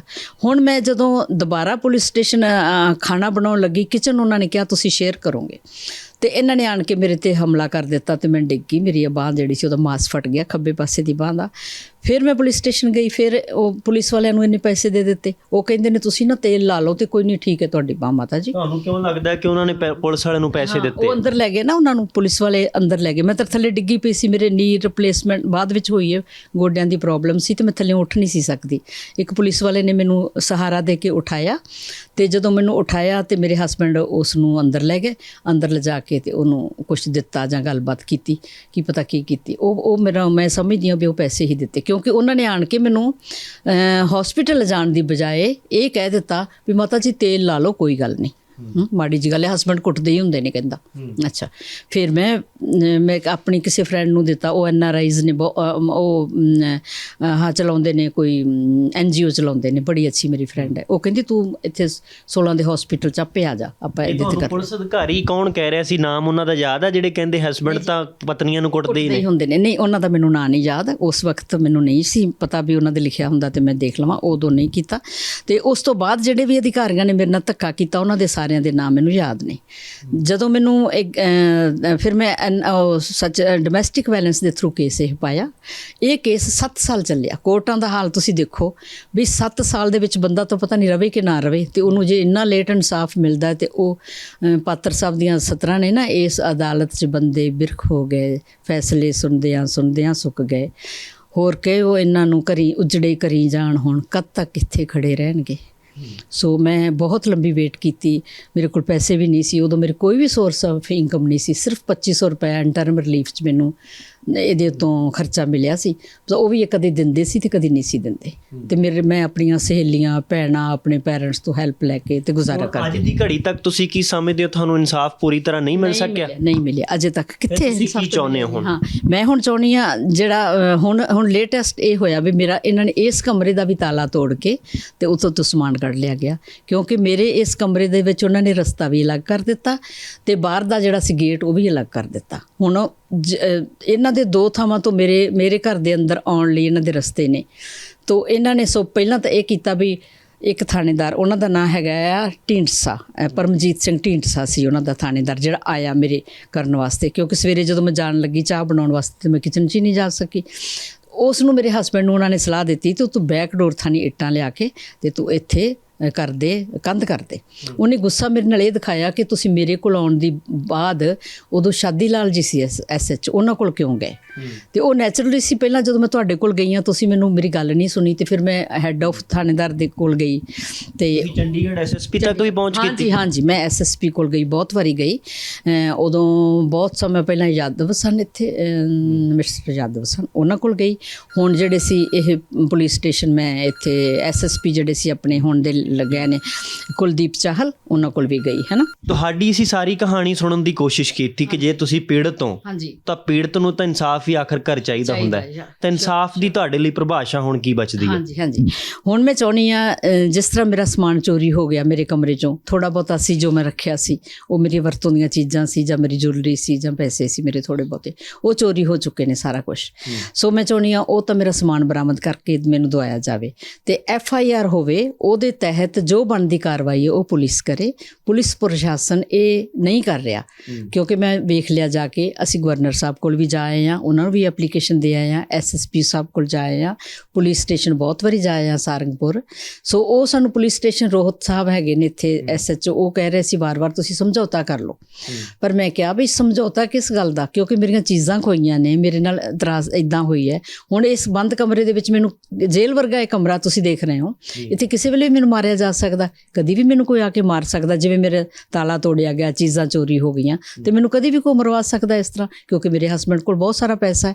ਸੋ ਇਹ ਕੁਝ ਵੀ ਹੋ ਸਕਦਾ ਮੇਰੇ ਨਾਲ। ਤੇ ਜਿਹੜੀ ਪਬਲਿਕ ਹੈ, ਲੋਕਲ ਪੁਲਿਸ ਹੈ, ਇਹ ਮੇਰੇ ਲਈ ਜ਼ਿੰਮੇਵਾਰ ਹੋਵੇ, ਮੇਰੀਆਂ ਮਾਲ ਤੇ ਮੇਰੀ ਜਾਨ ਦੀ ਹਿਫਾਜ਼ਤ ਕਰਨ ਲਈ। ਜੇ ਮੈਨੂੰ ਕੁਝ ਹੋ ਜਾਂਦਾ ਹੈ ਤੇ ਮੇਰਾ ਹਸਬੈਂਡ ਇਕਬਾਲ ਸਿੰਘ ਢਿੱਲੋਂ ਉਹ ਜ਼ਿੰਮੇਵਾਰ ਹੋਵੇ ਇਸ ਗੱਲ ਦਾ, ਤੇ ਲੋਕਲ ਪ੍ਰਸ਼ਾਸਨ। ਮੈਂ ਮੰਗ ਕਰਦੀ ਹਾਂ ਮੈਨੂੰ ਜਲਦੀ ਤੋਂ ਜਲਦੀ ਇਨਸਾਫ ਦਿਵਾਇਆ ਜਾਵੇ, ਕਿਉਂਕਿ ਬਹੁਤ ਦੇਰ ਹੋ ਚੁੱਕੀ ਹੈ, ਪਤਾ ਨਹੀਂ ਕਿੰਨੀ ਕੁ ਉਮਰ ਹੈ, ਤੇ ਮੈਂ ਚਾਹੁੰਦੀ ਹਾਂ ਕਿ ਮੈਨੂੰ ਇਨਸਾਫ ਮਿਲੇ। ਮੈਨੂੰ ਇਹ ਪਤਾ ਲੱਗੇ ਸਾਡੇ ਦੇਸ਼ ਵਿੱਚ ਵੀ ਇਨਸਾਫ ਹੋ ਸਕਦਾ ਹੈ ਤੇ ਔਰਤਾਂ ਨਾਲ ਵੀ ਇਨਸਾਫ ਹੋ ਸਕਦਾ ਹੈ। ਇੱਕ ਤਾਂ ਇਹ ਆ ਵੀ ਔਰਤ ਜਿਹੜੀ ਹੈ ਕਦੀ ਵੀ ਥਾਣਾ ਕਚਹਿਰੀ ਜਾਣਾ ਨਹੀਂ ਚਾਹੁੰਦੀ, ਕੋਈ ਵੀ ਔਰਤ ਨਹੀਂ ਜਾਣਾ ਚਾਹੁੰਦੀ। ਤੇ ਮੇਰੀ ਤਾਂ ਬੜੀ ਪੀਸਫੁਲ ਬਹੁਤ ਵਧੀਆ ਲਾਈਫ ਸੀ, ਗਿੱਧਿਆਂ ਦੀ, ਲੋਕ ਗੀਤਾਂ ਦੀ। ਮੈਂ ਬਿਲਕੁਲ ਇਹੋ ਜਿਹੀਆਂ ਸਥਿਤੀ 'ਚ ਨਹੀਂ ਸੀ ਪੈਣਾ ਚਾਹੁੰਦੀ, ਪਰ ਇਹ ਮੈਨੂੰ ਹੁਣ ਫੇਸ ਕਰਨਾ ਪੈ ਰਿਹਾ ਤੇ ਮੇਰੇ ਲਈ ਬਹੁਤ ਔਖੀ ਸਿਚੁਏਸ਼ਨ ਹੈ। ਮੈਂ ਨਹੀਂ ਚਾਹੁੰਦੀ, ਔਰ ਨਾ ਹੀ ਮੈਂ ਆਪਣੀ ਘਰ ਦੀ ਗੱਲ ਕਿਤੇ ਕਰਨਾ ਚਾਹੁੰਦੀ ਸੀ, ਤੇ ਅੱਜ ਮੈਂ ਮੀਡੀਆ ਦੇ ਸਾਹਮਣੇ ਮੈਨੂੰ ਆਉਣਾ ਪਿਆ, ਹੈ ਨਾ। ਇਹ ਬਹੁਤ ਵੱਡਾ ਮੇਰੇ ਬਿਲਕੁਲ ਹੀ ਉਲਟ ਹੈ, ਜੋ ਮੈਂ ਨਹੀਂ ਸੀ ਚਾਹੁੰਦੀ ਉਹ ਮੈਨੂੰ ਕਰਨਾ ਪੈ ਰਿਹਾ। ਇਹ ਮੇਰੀ ਮੌਤ ਵਰਗੀ ਗੱਲ ਹੈ ਨਾ। ਤੇ ਹੁਣ ਮੈਨੂੰ ਇਨਸਾਫ ਦਵਾਇਆ ਜਾਵੇ। ਇਸ ਤੋਂ ਬਾਅਦ ਮੈਂ ਕਿੰਨਾ ਕੁ ਚਿਰ ਉਡੀਕ ਕਰਾਂ ਕਿ ਮੈਨੂੰ ਇਨਸਾਫ, ਮੇਰਾ ਘਰ ਜੋ ਮੈਂ ਚਾਵਾਂ ਨਾਲ ਬਣਾਇਆ ਸੀ, ਮੈਨੂੰ ਸਾਰੇ ਘਰ ਵਿੱਚ ਰਹਿਣ ਦੀ ਇਜਾਜ਼ਤ ਹੋਵੇ, ਮੈਂ ਆਪਣੇ ਘਰ ਨੂੰ ਸਜਾਵਾਂ, ਪਾਰਟੀਆਂ ਕਰਾਂ, ਰਾਈਟਰਸ ਨੂੰ ਬੁਲਾਵਾਂ, ਜੋ ਮੇਰੀ ਇੱਛਾ ਸੀ, ਜਿਸ ਇੱਛਾ ਨਾਲ ਮੈਂ ਘਰ ਬਣਾਇਆ ਸੀ, ਤੇ ਮੇਰੇ ਬੱਚੇ ਮੇਰੇ ਨਾਲ ਆ ਕੇ ਰਹਿਣ ਘਰ ਵਿੱਚ। ਇਹ ਹਰ ਮਾਂ ਦੀ ਇੱਛਾ ਹੁੰਦੀ ਹੈ। ਇਹ ਕਿਉਂ ਮੇਰੇ ਬੱਚੇ ਮੇਰੇ ਕੋਲ ਨਹੀਂ ਆ ਸਕਦੇ? ਮੇਰੇ ਬੱਚੇ ਮੇਰੇ ਘਰ 'ਚ ਨਹੀਂ ਰਹਿ ਸਕਦੇ, ਮੈਂ ਪੈਦਾ ਕੀਤੇ ਨੇ, ਮੇਰੇ ਤੇ ਮੇਰੇ ਹਸਬੈਂਡ ਦੇ ਦੋਨਾਂ ਦੇ ਬੱਚੇ ਨੇ ਸਾਡੇ, ਤੇ ਉਹ ਕਿਉਂ ਨਾ ਆਉਣ ਮੇਰੇ ਘਰ ਵਿੱਚ? ਮੇਰੇ ਰਿਸ਼ਤੇਦਾਰ, ਮੇਰੇ ਫਰੈਂਡਸ ਕਿਉਂ ਨਾ ਆਉਣ ਮੇਰੇ ਕੋਲ? ਇਹ ਸਾਰਾ ਕੁਝ ਆਮ ਔਰਤ ਨਾਲ ਨਹੀਂ ਹੁੰਦਾ, ਤੇ ਮੇਰੇ ਨਾਲ ਕਿਉਂ ਹੋ ਰਿਹਾ? ਪਲੱਸ ਮੇਰੇ ਹਸਬੈਂਡ ਨੇ ਨਾਨਕ ਮਿਸ਼ਨ ਦਾ ਬੋਰਡ ਲਾ ਰੱਖਿਆ, ਬਹੁਤ ਵੱਡੇ, ਕਹਿੰਦੇ ਨੇ ਮੈਂ ਉਹ ਚਲਾ ਰਿਹਾ, NGO ਚਲਾ ਰਿਹਾ, ਮੈਂ ਬਹੁਤ ਵੱਡੇ ਕੰਮ ਕਰ ਰਿਹਾ, ਤੇ ਮਾਨਵਤਾ ਦੇ ਹਾਮੀ ਆ ਮੈਂ, ਮਾਨਵਤਾ ਦਾ, ਮਾਨਵਵਾਦ ਦਾ। ਤੇ ਘਰ ਦੇ ਵਿੱਚ ਇਹ ਕੁਝ ਹੋ ਰਿਹਾ, ਇਹ ਬਿਲਕੁਲ ਹੀ ਅਲੱਗ ਚਿਹਰਾ ਇੱਕ, ਹੈ ਨਾ। ਸੋ ਮੈਂ ਕਈ ਵਾਰ ਲੋਕਾਂ ਦੇ ਵਿੱਚ, ਜਿਨ੍ਹਾਂ ਦੇ ਵੀ ਸਾਡੇ ਫੈਮਿਲੀ ਫਰੈਂਡਸ ਨੇ, ਉਹਨਾਂ ਨੂੰ ਇਹ ਰਿਕੁਐਸਟ ਕੀਤੀ ਹੈ, ਪੁੱਛਿਆ ਹੈ ਕਿ ਇਕਬਾਲ ਜੀ ਤੋਂ ਪੁੱਛੋ ਵੀ ਮੇਰਾ ਕੋਈ ਤਾਂ ਕਸੂਰ ਦੱਸ ਦੇਣ, ਜਾਂ ਮੇਰੇ ਬੱਚਿਆਂ ਦਾ ਇੱਕ ਵੀ ਕਸੂਰ ਦੱਸ ਦੇਣ। ਤੁਸੀਂ ਵੇਖਿਆ ਅੱਜ ਕੱਲ੍ਹ ਬੱਚੇ ਕਿੰਨੇ ਵਿਗੜੇ ਨੇ, ਨਸ਼ੇ ਕਰਦੇ ਨੇ, ਚਿੱਟੇ ਕਰਦੇ ਨੇ, ਕੁਛ ਨਹੀਂ। ਮੇਰੇ ਤਾਂ ਬੱਚਿਆਂ 'ਚ ਕੋਈ ਵੀ ਕਸੂਰ ਨਹੀਂ ਗਾ, ਹੈ ਨਾ। ਤੇ ਨਾ ਇਸ ਮਾਂ ਦਾ ਕਸੂਰ ਹੈ, ਕੋਈ ਮਾਂ ਨਹੀਂ ਚਾਹੁੰਦੀ ਮੇਰੇ ਬੱਚੇ ਡਰੱਗਸ ਲੱਗਣ ਜਾਂ ਉਹਨਾਂ ਦੇ ਵਿੱਚ ਕੁਛ ਬੁਰਾ ਹੋਵੇ। ਜਦ ਮੇਰਾ ਬੇਟਾ ਗਿਆ, ਉੱਥੇ ਲਾਸ ਵੈਗਸ ਹੈ ਜੀ ਇੱਕ ਸ਼ਹਿਰ, ਤੇ ਉੱਥੇ ਕਸੀਨੋ ਨੇ ਚੱਲਦੇ। ਮੇਰਾ ਬੇਟਾ ਉੱਥੇ ਟੈਕਸੀ ਚਲਾਉਂਦਾ ਰਿਹਾ, 11ਵੀਂ 'ਚ ਪੜ੍ਹਦਾ, ਕਿੰਨਾ ਕੁ ਛੋਟਾ ਬੱਚਾ ਹੁੰਦਾ, ਤੁਸੀਂ ਜਾਣਦੇ, 17 ਸਾਲਾਂ ਦਾ, 18 ਦਾ ਜਾ ਕੇ ਹੋਇਆ ਸੀ ਉਹ। ਪਰ ਉਹ ਕਹਿੰਦਾ ਮੰਮਾ ਮੈਂ ਇੱਕ ਦਿਨ ਵੀ ਕਸੀਨੋ ਦਾ ਦਰਵਾਜ਼ਾ ਨਹੀਂ ਗਿਆ, ਇੱਕ ਦਿਨ ਵੀ ਮੈਂ ਕਿਸੇ ਬੁਰੇ ਬੰਦੇ ਦੀ ਸਾਥ ਨਹੀਂ ਕੀਤਾ, ਤੇ ਮੈਂ ਆਪਣੇ ਆਪ ਨੂੰ ਇੱਦਾਂ ਰੱਖਿਆ ਹੋਇਆ ਹੈ। ਤੇ ਮੇਰੇ ਪਾਪਾ ਨੂੰ ਇਹ ਨਹੀਂ ਪਤਾ ਵੀ ਜਿਹੜੇ ਬੁਰੇ ਬੱਚੇ ਕਿਹੋ ਜਿਹੇ ਹੁੰਦੇ ਨੇ ਤੇ ਚੰਗੇ ਕਿਹੋ ਜਿਹੇ ਨੇ। ਬਹੁਤ ਸ਼ੁਕਰੀਆ। ਹਾਂਜੀ, ਓਕੇ, ਥੈਂਕ ਯੂ ਜੀ। ਇਹ ਸਾਰੀ ਗੱਲਬਾਤ ਬੀਬੀ ਹਰਭਜਨ ਕੌਰ ਨੇ ਦੱਸਿਆ ਕਿ ਮੈਂ ਪੀੜਤ ਹਾਂ, ਅਦਾਲਤ ਨੇ ਮੇਰੇ ਹੱਕ ਵਿੱਚ ਫੈਸਲੇ ਕੀਤੇ, ਮੈਂ ਦਹੇਜ ਵੀ ਲਿਆਂਦਾ, ਮੈਨੂੰ ਨੌਕਰੀ ਤੋਂ ਛੁਡਵਾ ਦਿੱਤਾ ਗਿਆ। ਬੜੇ ਗੰਭੀਰ ਇਲਜ਼ਾਮ ਆਪਣੇ ਇਸ ਉਮਰ ਵਿੱਚ ਆ ਕੇ ਉਹਨਾਂ ਨੇ ਲਗਾ ਦਿੱਤੇ ਨੇ ਪਤੀ ਇਕਬਾਲ ਸਿੰਘ ਢਿੱਲੋਂ ਦੇ ਉੱਤੇ।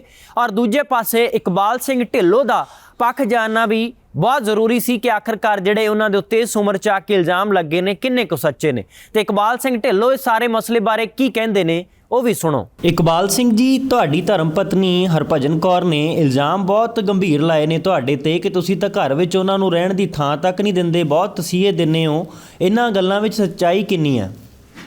ਇਹ ਸਾਰਾ ਕੁਝ ਝੂਠ ਹੈ ਜੀ। ਜਿੰਨਾ ਵੀ ਕੁਝ ਉਹਨਾਂ ਨੇ ਬੋਲਿਆ ਹੈ, ਕਹਾਣੀ ਉਸ ਤੋਂ ਬਿਲਕੁਲ ਉਲਟ ਹੈ। ਹੁਣ ਪਤਾ ਨਹੀਂ ਕਿ ਤੁਸੀਂ ਮੈਨੂੰ ਕਿੰਨਾ ਕੁ ਸਮਾਂ ਦਿਓਗੇ, ਪਰ ਜਿਵੇਂ ਪਹਿਲਾਂ ਤੁਸੀਂ ਗੱਲ ਕੀਤੀ ਹੈ ਕਿ ਵੀ ਮੈਂ ਉਹਨਾਂ ਨੂੰ ਘਰ ਵਿੱਚ ਰਹਿਣ ਨਹੀਂ ਦਿੰਦਾ, ਇਹ ਸਰਾਸਰ ਗਲਤ ਹੈ। ਉਹ ਘਰ ਵਿੱਚ ਹੀ ਰਹਿ ਰਹੇ ਨੇ। ਉਹਨਾਂ ਨੇ ਮੇਰੇ ਅਗੇਂਸਟ 2006 ਤੋਂ ਲੈ ਕੇ 5-6 ਮੁਕੱਦਮੇ ਕੀਤੇ ਨੇ ਕੋਰਟ ਵਿੱਚ, ਜਿਹੜਾ ਉਹਨਾਂ ਨੇ ਦੱਸਿਆ ਨਹੀਂ, ਛੁਪਾਇਆ। ਪਰ ਉਹਨਾਂ ਨੇ ਜਦੋਂ ਅਸੀਂ ਉਹਨਾਂ ਨਾਲ ਸਵਾਲ ਕੀਤਾ ਕਿ ਤੁਸੀਂ ਅਦਾਲਤ ਤੱਕ ਨਹੀਂ ਪਹੁੰਚ ਕੀਤੀ, ਤੇ ਉਹਨਾਂ ਨੇ ਕਿਹਾ ਕੋਰਟ ਨੇ ਫੈਸਲਾ ਹੀ ਮੇਰੇ ਹੱਕ ਵਿੱਚ ਸੁਣਾ ਦਿੱਤਾ ਸੀ। ਬਿਲਕੁਲ ਝੂਠ ਹੈ ਜੀ। ਹਾਈ ਕੋਰਟ ਵਿੱਚ ਤਾਂ ਹਾਲੇ ਕੇਸ ਕੋਈ ਗਿਆ ਨਹੀਂ ਹੈ। ਉਹਨਾਂ ਨੇ ਡੋਮੈਸਟਿਕ ਵਾਇਲੈਂਸ ਅਗੇਂਸਟ ਵਿਮਨ ਵਾਲਾ ਇੱਕ ਐਕਟ ਹੈਗਾ 2000 ਮੇਰੇ ਖਿਆਲ 5-6 ਦਾ ਹੈਗਾ ਜੀ, ਉਹਦੇ ਤਹਿਤ 3 ਕੇਸ ਉਹਨਾਂ ਨੇ ਵਾਰੀ-ਵਾਰੀ ਪਾਏ ਨੇ। ਇੱਕ 2006 ਵਿੱਚ, ਇੱਕ 2008 ਵਿੱਚ, ਇੱਕ 2010 ਵਿੱਚ, ਤੇ ਇਹ 2 ਹੁਣ ਹਾਲੇ ਕੇਸ ਚੱਲ ਰਹੇ ਨੇ। ਸਾਰੇ ਹੀ ਕੇਸ ਉਹਨਾਂ ਦੇ ਅਗੇਂਸਟ ਹੋਏ ਆ। ਜੀ। ਤੇ ਜਿਹੜਾ ਇਹ ਕਮਰ ਜਿਹੜੀ ਰਿਹਾਇਸ਼ ਉਹਨਾਂ ਨੂੰ ਮੇਰੇ ਮਕਾਨ ਦੇ ਵਿੱਚ ਮਿਲੀ ਹੋਈ ਹੈ ਜੀ। ਉਹ ਕੋਰਟ ਵੱਲੋਂ ਦਿੱਤੀ ਹੋਈ ਹੈ। ਮੈਂ ਉਹਨਾਂ ਦੇ ਅਗੇਂਸਟ ਕੁਝ ਨਹੀਂ ਕੀਤਾ, ਜੀ। ਉਹ ਆਪ ਹੀ ਕੋਰਟ ਵਿੱਚ ਗਏ ਹੈ ਜੀ। ਤੇ ਜੋ ਕੋਰਟ ਦਾ ਫੈਸਲਾ ਹੈ ਉਸ ਦੇ ਮੁਤਾਬਕ ਉਹ ਮੇਰੇ ਘਰ ਦੇ ਵਿੱਚ ਰਹਿ ਰਿਹਾ ਹੈ। ਮੇਰੇ ਵੱਲੋਂ ਉਹਨਾਂ ਨੂੰ ਕੋਈ ਉਜਰ ਨਹੀਂ, ਪਰ ਜੋ ਉਹਨਾਂ ਨੇ ਕੋਰਟ ਵੱਲੋਂ ਫੈਸਲਾ ਦਿੱਤਾ ਉਹਨੂੰ ਉਹ ਸਵੀਕਾਰ ਨਹੀਂ ਕਰ ਰਹੇ ਤੇ ਕੋਰਟ ਦੇ ਫੈਸਲੇ ਦੇ ਉਲਟ ਜਾ ਕੇ ਪੁਲਿਸ ਕੋਲ ਜਾਣ ਦੀ ਵਾਰ-ਵਾਰ ਮੇਰੇ ਉਲਟ ਪੁਲਿਸ ਵਿੱਚ ਸ਼ਿਕਾਇਤਾਂ ਕਰ ਰਹੇ ਨੇ ਵਾਰ-ਵਾਰ ਪਿਛਲੇ 20 ਲਾ ਲਓ ਤੁਸੀਂ 17-18 ਸਾਲਾਂ ਤੋਂ। ਪਰ ਉਹ ਤਾਂ ਪ੍ਰੈਸ ਦੇ ਵਿੱਚ ਖੁੱਲ੍ਹੇਆਮ ਬੋਲ ਰਹੇ ਨੇ ਬੇਬਾਕੀ ਦੇ ਨਾਲ, ਕਹਿੰਦੇ ਕਿ ਮੈਨੂੰ ਮੇਰੇ ਪਤੀ ਨੇ ਬਹੁਤ ਤੰਗ ਕੀਤਾ, ਹਾਲਾਂਕਿ ਮੈਂ ਆਪਣੇ ਪੇਕਿਆਂ ਤੋਂ ਦਾਜ ਦੀਆਂ ਟਰਾਲੀਆਂ ਭਰ ਕੇ ਲਿਆਂਦੀਆਂ, ਬਹੁਤ ਸੋਨਾ ਸੀ। ਬਿਲਕੁਲ ਝੂਠ ਹੈ। ਇਹ ਵੀ ਇਹ ਅਗਲੀ ਗੱਲ ਹੈ ਕਿ ਇਹ ਬਿਲਕੁਲ ਝੂਠ ਹੈ। ਮੈਂ ਆਪਣੇ ਸ਼ਾਦੀ ਦੇ ਵਿੱਚ ਦੇਖੋ ਅੱਜ ਸ਼ਾਦੀ ਨੂੰ 1977 ਦੀ ਸ਼ਾਦੀ ਹੋਈ ਹੈ ਤੇ ਅੱਜ ਆ ਕੇ ਮੇਰੇ ਤੇ ਇਲਜ਼ਾਮ ਲਾ ਰਹੇ ਨੇ। ਕੋਰਟ ਵਿੱਚ ਵੀ ਉਹਨਾਂ ਨੇ ਇਹੋ ਜਿਹੇ ਇਲਜ਼ਾਮ ਲਾਏ ਨੇ। ਮੈਂ ਤੁਹਾਡੀ ਗੱਲ ਨੂੰ ਸੱਚ ਕਿਵੇਂ ਮੰਨ ਲਈਏ ਜੀ? ਇੱਕ ਪਾਸੇ ਉਹ ਕਹਿ ਰਹੇ ਨੇ, ਮੇਰੀ ਗੱਲ ਸੁਣੋ ਕਿ ਮੈਂ ਕੋਈ ਦਾਜ ਨਹੀਂ ਮੰਗਿਆ ਸੀ ਉਸ ਵੇਲੇ। ਉਹਨਾਂ ਦਿਨਾਂ ਵਿੱਚ ਮੈਂ ਸਮਾਜ ਸੁਧਾਰਕ ਸੀ, ਮੈਂ ਦਾਜ ਲੈਣ ਦੇ ਤੇ ਦੇਣ ਦੇ ਉਲਟ ਸੀ ਪ੍ਰਚਾਰ ਕਰਦਾ ਸੀ ਤੇ ਕੋਈ ਦਾਜ ਨਹੀਂ ਮੈਂ ਲਿਆ ਸੀ। ਤੇ ਅੱਜ ਆ ਕੇ ਉਹ ਮੇਰੇ ਉਲਟ ਜਿਹੜੇ ਇਹੋ ਜਿਹੇ ਇਲਜ਼ਾਮ ਲਾ ਰਹੇ ਨੇ, ਇਹ ਬਿਲਕੁਲ ਝੂਠੇ ਇਲਜ਼ਾਮ। ਉਹ ਤਾਂ ਇੱਥੋਂ ਤੱਕ ਕਹਿੰਦੇ ਨੇ ਜੀ ਜਿਹੜੇ ਘਰ ਵਿੱਚ ਹੁਣ ਵੀ ਤੁਸੀਂ ਰਹਿ ਰਹੇ ਹੋ ਉਹ ਵੀ ਉਹਨਾਂ ਨੇ ਆਪਣੇ ਪੇਕਿਆਂ ਤੋਂ ਪੈਸੇ ਲਿਆ ਕੇ ਘਰ ਬਣਾਇਆ। ਤੁਸੀਂ ਜਿਹੜੀ ਉਹਨਾਂ ਨੇ ਨੌਕਰੀ ਯੂਨੀਵਰਸਿਟੀ ਤੱਕ ਤੁਹਾਨੂੰ ਦਵਾਈ ਯੂਥ ਵੈਲਫੇਅਰ 'ਚ, ਉਹਦੇ ਵਿੱਚ ਵੀ ਉਹਨਾਂ ਦੇ ਪੇਕਿਆਂ ਦੀ ਭੂਮਿਕਾ ਰਹੀ ਹੈ ਕਹਿੰਦੇ ਤੁਸੀਂ। ਨਹੀਂ, ਬਿਲਕੁਲ ਝੂਠ ਹੈ ਜੀ। ਮੈਂ ਆਪਣੇ ਯੂਨੀਵਰਸਿਟੀ ਦੇ ਵਿੱਚ ਤਾਂ ਆਪਣੀ ਮੈਰਿਟ ਦੇ ਲਿਹਾਜ਼ ਨਾਲ ਆਇਆ ਸੀਗਾ ਤੇ ਇਹ ਇੱਕ ਬੜੀ ਇਲੀਗਲ ਜਾਂ ਜਿਹੜੇ ਕਾਨੂੰਨ ਦੇ ਉਲਟ ਜਾ ਕੇ ਗੱਲ ਕੀਤੀ ਜਾਣ ਵਾਲੀ ਹੈ ਕਿ ਉਹਨਾਂ ਨੇ ਜਾਂ ਕਿਸੇ ਨੇ ਮੈਨੂੰ ਉੱਥੇ ਲਵਾਇਆ ਸੀ। ਬਾਕੀ ਮਕਾਨ ਜਿਹੜਾ ਹੈਗਾ ਜਾਂ ਹੋਰ ਮੇਰੀ ਆਪਣੀ ਹੈ, ਮੈਂ ਇੱਕ ਚੰਗੀ ਪੋਸਟ ਤੇ ਸ਼ੁਰੂ ਤੋਂ ਹੀ ਰਿਹਾ। ਮੈਂ ਕਾਲਜ ਵਿੱਚ ਪ੍ਰੋਫੈਸਰ ਲੱਗਿਆ ਸੀ। ਆਪਣੀ ਨੌਕਰੀ ਜਦੋਂ ਵੀ ਮੈਂ ਇੱਥੋਂ MA ਪਾਸ ਕੀਤੀ ਹੈ ਤੇ ਮੈਂ ਚੰਗੀ ਮੇਰੀ ਇਨਕਮ ਰਹੀ ਹੈ। ਘਰੋਂ ਮੈਨੂੰ ਪ੍ਰਾਪਰਟੀ ਸੀ ਮੇਰੀ, ਮੈਨੂੰ ਘਰੋਂ ਵੀ ਆਮਦਨ ਸੀਗੀ। ਬੀਬੀ ਹਰਭਜਨ ਕੌਰ ਇੱਕ ਗੱਲ ਹੋਰ ਕਹਿੰਦੇ ਨੇ। ਇੱਕ ਮਿੰਟ ਤੇ ਨਾ ਮੈਂ ਉਹਨਾਂ ਤੋਂ ਕਦੀ ਕੁਝ ਲਿਆ ਹੈ ਨਾ ਉਹਨਾਂ ਦੇ ਪਰਿਵਾਰ ਤੋਂ ਕੁਝ ਲਿਆ ਹੈ।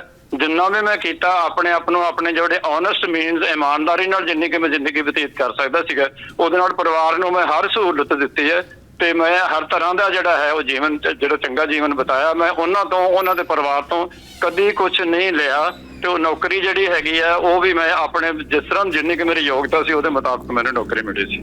ਬਾਪੂ ਜੀ ਇਹ ਗੱਲ 'ਚ ਕਿੰਨੀ ਕੁ ਸੱਚਾਈ ਹੈ ਕਿ ਉਹਨਾਂ ਨੇ ਵੀ ਕਿਹਾ ਕਿ ਮੈਂ ਤਾਂ ਸਰਕਾਰੀ ਨੌਕਰੀ ਚੰਗੇ ਭਲੇ ਕਰਦੀ ਸੀ, ਮੈਨੂੰ ਉਹ ਵੀ ਛੁਡਵਾ ਦਿੱਤੀ ਗਈ ਸੀ ਮੇਰੀ? ਇਹ ਬਿਲਕੁਲ ਝੂਠ ਹੈ ਜੀ। ਉਹ ਦੱਸਦੇ ਨੇ ਕਿ 16 ਜਨਵਰੀ 1977 ਨੂੰ ਮੇਰੀ ਸ਼ਾਦੀ ਹੋਈ ਸੀ। ਉਸ ਵੇਲੇ ਉਹ ਕਿਹੜੇ ਸਰਕਾਰੀ ਸਕੂਲ ਦੇ ਵਿੱਚ ਕਿਹੜੀ ਜੌਬ ਤੇ ਕਿੱਥੇ ਉਹ ਕਰ ਰਹੇ ਸੀਗੇ। ਇਹ ਬਿਲਕੁਲ ਝੂਠ ਹੈ ਜੀ। ਇਹ ਰਿਕਾਰਡ ਦੀ ਗੱਲ ਹੈਗੀ, ਉਹ ਰਿਕਾਰਡ ਪੇਸ਼ ਕਰਦੇ ਨੇ। ਕਦੀ ਜਿੰਨੇ ਵੀ ਉਹਨਾਂ ਨੇ ਇਲਜ਼ਾਮ ਲਾਏ ਆ ਉਹਦੇ ਵਾਸਤੇ ਕੋਈ ਸਬੂਤ ਨਹੀਂ ਪੇਸ਼ ਕਰ ਸਕਣਗੇ ਕਦੀ ਵੀ ਉਹ। ਜੀ, ਤਾਂ ਇੱਕ ਗੱਲ ਇਹ ਦੱਸੋ ਜੀ, ਕਿਉਂਕਿ ਤੁਸੀਂ ਆਪਣਾ ਪੱਖ ਰੱਖ ਦਿੱਤਾ, ਉਹਨਾਂ ਨੇ ਬੜੇ ਤੁਹਾਡੇ ਤੇ ਇਲਜ਼ਾਮ ਲਾਏ, ਤੁਸੀਂ ਹਰ ਗੱਲ ਨੂੰ ਕਿਹਾ ਕਿ ਝੂਠ ਹੈ ਸਰਾਸਰ, ਇਸ ਗੱਲ 'ਚ ਸੱਚਾਈ ਨਹੀਂ ਹੈ, ਤਾਂ ਫਿਰ ਤੁਹਾਡੀ ਗੱਲ ਦੀ ਸੱਚਾਈ ਨੂੰ ਕਿਵੇਂ ਮੈਂ ਹਾਲੇ ਕੋਈ ਇਲਜ਼ਾਮ ਨਹੀਂ ਲਗਾਇਆ। ਜੋ ਉਹਨਾਂ ਦੇ ਦਾਅਵੇ ਹੈ ਜੀ, ਮੈਂ ਉਹਨਾਂ ਦਾਅਵਿਆਂ ਦੀ ਗੱਲ ਕਰ ਰਿਹਾ ਕਿ ਉਹਨਾਂ ਕੋਲ ਕੋਈ ਸਬੂਤ ਨਹੀਂ। ਉਹ ਇੱਕ ਝੂਠਾ ਮੇਰੇ ਤੇ ਇਲਜ਼ਾਮ ਤੇ ਇਲਜ਼ਾਮ ਤੇ ਇਲਜ਼ਾਮ ਤੇ ਇਲਜ਼ਾਮ, ਉਹਨਾਂ ਨੇ ਬੜੀ ਲੰਬੀ ਸਾਰੀ ਲਿਸਟ ਬਣਾਈ ਹੋਈ ਹੈ, ਕੋਈ ਸ਼ਾਇਦ ਰਹਿ ਵੀ ਗਈਆਂ ਹੋਣ ਗੱਲਾਂ ਉਹਨਾਂ ਦੇ ਇੰਟਰਵਿਊ ਦੇ ਵਿੱਚ, ਪਰ ਉਹ ਝੂਠੇ ਇਲਜ਼ਾਮ ਨੇ। ਉਹਨਾਂ ਦਾ ਕਾਰਨ ਕੋਈ ਵੀ ਹੋ ਸਕਦਾ ਹੈ, ਉਹਦੇ ਵਿੱਚ ਤੁਸੀਂ ਹਾਲੇ ਜਾਣ ਦੀ ਨਾ ਕਰੋ, ਪਰ ਹਾਲੇ ਉਹ ਕਿਉਂਕਿ ਉਹ ਇਲਜ਼ਾਮ ਲਗਾ ਰਹੇ ਨੇ। ਮੇਰਾ ਦਾਅਵਾ ਹੈ ਕਿ ਉਹ ਸਾਰੇ ਇਲਜ਼ਾਮ ਝੂਠੇ ਨੇ, ਸਾਬਤ ਕਰਕੇ ਦਿਖਾਉਣ ਇੱਕ ਵੀ ਇਲਜ਼ਾਮ। ਜੀ, ਜਿਹੜੇ ਉਹਨਾਂ ਨੇ ਇਲਜ਼ਾਮ ਲਾਏ ਫਿਰ ਤੁਹਾਡੀ ਗੱਲ ਨੂੰ ਸੱਚ ਕਿਵੇਂ ਮੰਨਿਆ ਜਾਵੇ? ਦੇਖੋ ਉਹ ਤਾਂ ਸਬੂਤ ਦੇਣੇ ਨੇ ਉਹਨਾਂ ਨੇ ਜੀ। ਉਹਨਾਂ ਨੇ ਸਬੂਤ ਤਾਂ ਉਹਨਾਂ ਨੇ ਦੇਣੇ ਨੇ। ਜੋ ਇਲਜ਼ਾਮ ਲਾਉਂਦਾ ਹੁੰਦਾ ਨੇ ਉਹਨੇ ਸਬੂਤ ਦੇਣੇ ਹੁੰਦੇ ਜੀ। ਮੇਰਾ ਇੱਕ ਆਖਰੀ ਸਵਾਲ ਹੈ ਜੀ, ਤੁਹਾਡਾ ਪੱਖ ਲੈਣਾ ਜ਼ਰੂਰੀ ਹੈ। ਮੈਂ ਉਹਨਾਂ ਦੇ ਜਿੰਨੇ ਇਲਜ਼ਾਮ ਨੇ ਉਹਨਾਂ ਨੂੰ ਨਕਾਰ ਰਿਹਾ। ਦੱਸੋ ਜੀ ਆਖਰੀ ਸਵਾਲ ਕੀ ਹੈ? ਮੇਰਾ ਆਖਰੀ ਸਵਾਲ ਇਹੀ ਹੈ ਜੀ ਕਿ ਜ਼ਿਆਦਾਤਰ ਦੇਖਿਆ ਜਾਂਦਾ ਹੈ ਵਿਆਹ ਸ਼ਾਦੀਆਂ ਦੇ ਵਿੱਚ ਕੇਸ ਨੇ ਜਿਹੜੇ ਅਧਖੜ ਉਮਰ ਦੇ ਵਿੱਚ ਜਾਂ ਪਹਿਲਾਂ ਹੀ ਵਿਆਹ ਹੋਣ ਦੇ ਪਹਿਲੇ ਦਿਨਾਂ ਦੇ ਵਿੱਚ ਪਹਿਲਿਆਂ ਸਾਲਾਂ 'ਚ ਤੋੜ ਵਿਛੋੜੇ ਹੁੰਦੇ ਨਜ਼ਰ ਆਏ ਆ। ਪਰ ਇੰਨੀ ਉਮਰ ਤੁਹਾਡੀ ਤਕਰੀਬਨ ਮੇਰੇ ਖਿਆਲ ਨਾਲ 77-78 ਸਾਲ ਉਮਰ ਹੈ, ਉਹਨਾਂ ਦੀ ਵੀ ਥੋੜੇ ਨੇੜੇ ਤੇੜੇ ਉਮਰ ਹੈ। ਇੰਨੇ ਬੁਢੇਪੇ ਦੇ ਵਿੱਚ ਆ ਕੇ ਇੰਨੀਆਂ ਦੂਰੀਆਂ ਕਿਵੇਂ ਵੱਧ ਰਹੀਆਂ, ਕਿਵੇਂ ਪੈ ਗਿਆ ਇਹ ਸਾਰਾ ਕੁਝ ਕਲੇਸ਼? ਇਹ ਤਾਂ ਉਹਨਾਂ ਨੂੰ ਪੁੱਛੋ ਜੀ। ਮੈਂ ਤਾਂ ਉਹਨਾਂ ਨੂੰ ਆਪਣੇ ਘਰ ਵਿੱਚ ਹਰ ਸੁੱਖ ਸਹੂਲਤ ਦਿੱਤੀ ਹੈ, ਬੱਚਿਆਂ ਨੂੰ ਵਧੀਆ ਤੋਂ ਵਧੀਆ ਪਰਵਰਿਸ਼ ਦਿੱਤੀ ਹੈ। ਮੈਂ ਆਪਣਾ ਜੀਵਨ ਬੜੀ ਇਮਾਨਦਾਰੀ ਤੇ ਮਿਹਨਤ ਦੇ ਨਾਲ, ਮੈਂ ਇੱਕ ਜਿਹੜਾ ਸਾਹਿਤਕਾਰ ਹਾਂ, ਇੱਕ ਜਿਹੜਾ ਰਾਈਟਰ ਹਾਂ, ਲੇਖਕ ਹਾਂ। ਅੱਜ ਵੀ ਮੈਂ ਆਪਣੇ ਸਟਰਗਲ ਦੇ ਵਿੱਚ ਲੱਗਿਆ ਹੋਇਆ ਤੇ ਮੈਂ ਹਿਊਮਨਿਜ਼ਮ ਮਾਨਵਵਾਦ ਦਾ ਪ੍ਰਚਾਰ ਕਰਦਾ ਤੇ ਔਰ ਮੈਂ ਉਹ ਕਿਉਂਕਿ ਮੈਂ ਉਹਨਾਂ ਨੂੰ ਟੋਲਰੇਟ ਕਰਦਾ ਰਿਹਾ, ਸਹਿਣ ਕਰਦਾ ਰਿਹਾ। ਉਹਨਾਂ ਨਾਲ ਜਿਹੜਾ ਜਿਹੋ ਜਿਹਾ ਵੀ ਉਹਨਾਂ ਦਾ ਵਿਹਾਰ ਸੀ ਤੇ ਉਹਨਾਂ ਦਾ ਮੈਂ ਉਹਨੂੰ ਉਸ ਦੇ ਨਾਲ ਕੋਆਪਰੇਟ ਕਰਦਾ ਰਿਹਾ, ਮਿਲਵਰਤਨ ਦਿੰਦਾ ਰਿਹਾ, ਸਹਿਯੋਗ ਦਿੰਦਾ ਰਿਹਾ ਤੇ ਉਹਦੀ ਸਜ਼ਾ ਮੈਨੂੰ ਹੁਣ ਆ ਕੇ ਬੁਢਾਪੇ ਦੇ ਵਿੱਚ ਦੇ ਰਹੇ ਨੇ। ਜੀ, ਤੁਸੀਂ ਆਪਣਾ ਪੱਖ ਰੱਖਿਆ ਜੀ, ਬਹੁਤ ਬਹੁਤ ਸ਼ੁਕਰੀਆ। ਬਹੁਤ ਧੰਨਵਾਦ।